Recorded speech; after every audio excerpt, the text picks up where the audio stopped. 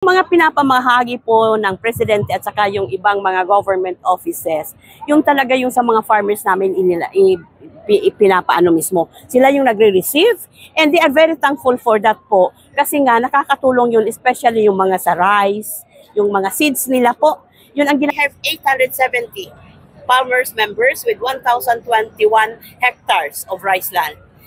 Pasalamat po kami at binigyan kami ng makinaryang ito upang mapadali ang paglinang ng lupa sa madali ang pagtatanim para po hindi abutin ng kung anumang sakuna pagdating ng panahon ng tag-ulan at kung panahon ng tag-init. Malaking tulong po ito sa aming mga magsasaka ng Banasi farmers at sa minamahal nating Pangulo, Ferdinand E. Marcos, kasi po nabiyayaan kami ng makinaryang ito para sa magandang ani at magandang kinabukasan ng aming pamilya.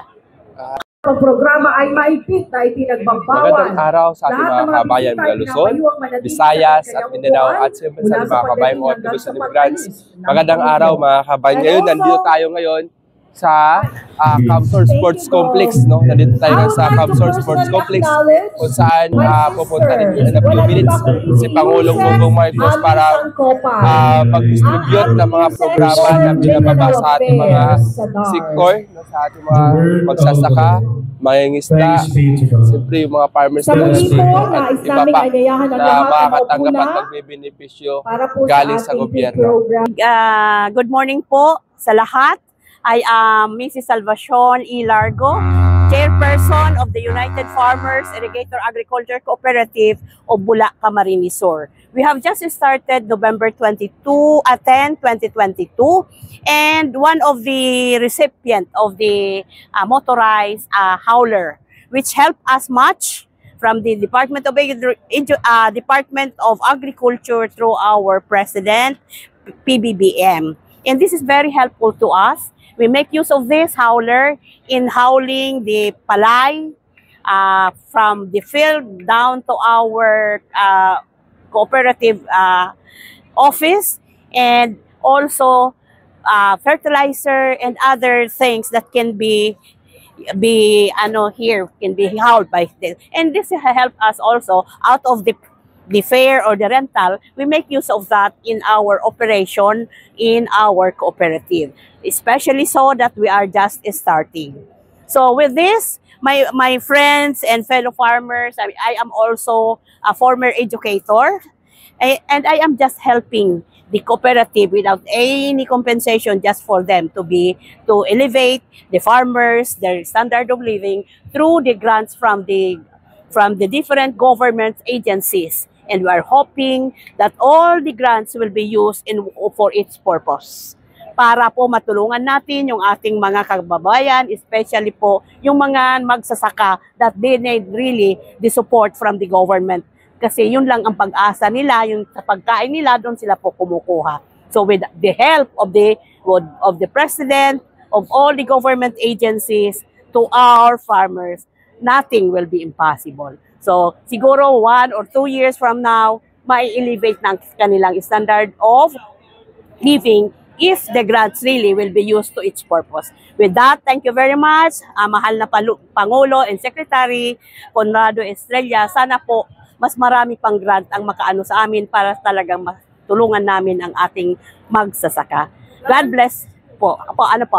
Ma'am, ano naman pong masasabi niyo sa mga kapwa niyo po farmers na ayan nga po may mga pinamahagi po sa President Bongbong Marcos? Opo. Yung mga pinapamahagi po ng Presidente at saka yung ibang mga government offices, yung talaga yung sa mga farmers namin pinapaano mismo. Sila yung nagre-receive and they are very thankful for that po. Kasi nga nakakatulong yun, especially yung mga sa rice, yung mga seeds nila po. Yun ang ginagamit talaga nila. At yung talagang mayroong lupa, yun ang binibigyan namin na talagang pigmo-monitor ng cooperative na yung mga banhi, yung fertilizer, etc. po na binibigay ng Pangulo ay talagang mapunta po sa kanila. At saka i-evaluate din namin kung ano ang nangyayari after yung binigay ng mga interventions or grant, ay kung ano yung nangyari sa buhay nila doon sa mga anak nila, or ano ba, mayroon bang pagbabago doon sa pamumuhay po nila. Yun ang ginagawa po namin.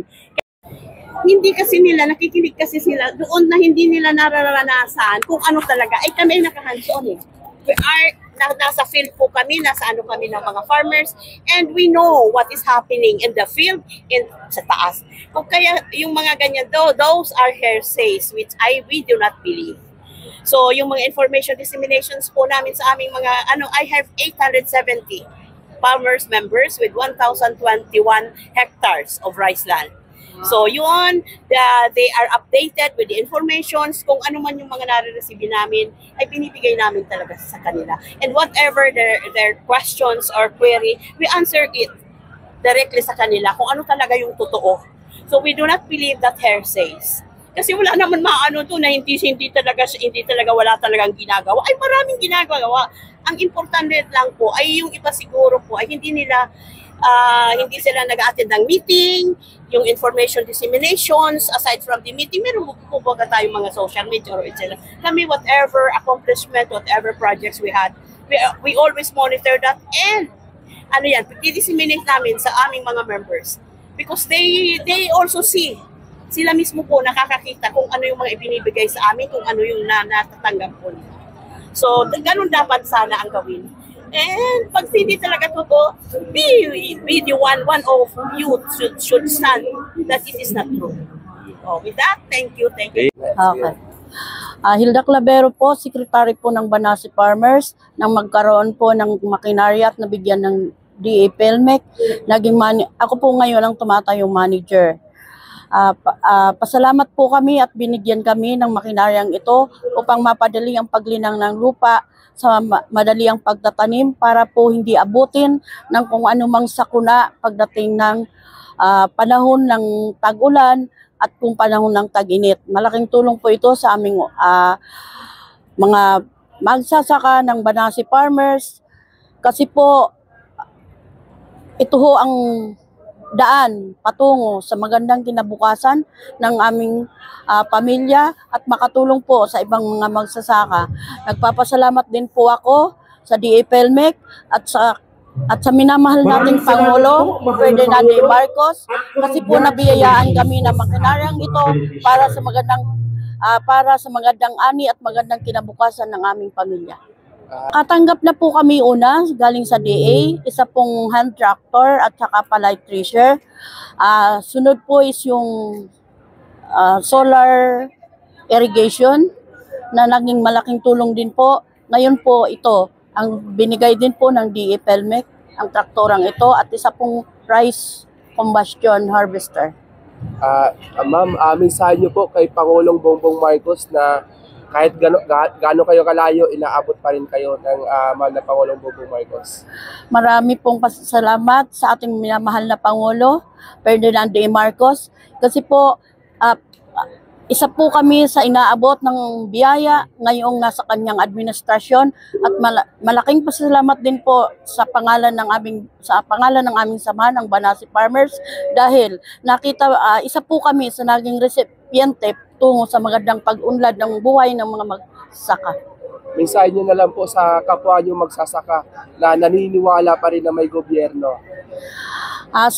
Sa kapwa ko po magsasaka, atin pong tanggapin ng buong puso ang biyayang binibigay ng Administrasyong Ferdinand D. Marcos, Pangulong Ferdinand D. Marcos, sa panahon na tayo ay nangangailangan ng mga makinarya para sa paglilinang ng ating sakahan.